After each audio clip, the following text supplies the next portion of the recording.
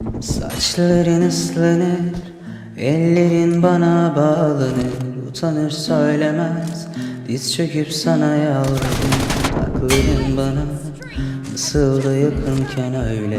Bu rüyadan biri beni uyandırır. Saatler geçmiyor, rüzgar artık esmiyor. Bana senden kalan hatıralar da yetmiyor. Ellerim üşüyor, fotoğraflar konuşmuyor. Bu zalim dünyada hiçbir şey beni ısıtmıyor. Bir sahne kurmuşum, Kadıköy'de buluşmuşum. Seninle ağlayıp saatlerce konuşmuşum. Verdiğim sözleri birer birer unutmuşum. Üzgünüm sevgilim, düşlerimle savrulmuşum. Bu da bu karları nasıl taşır anlamadım. Ben bir kez vuruldum, bir daha hiç kalkamadım. Sevmeyi denedim, afalladım.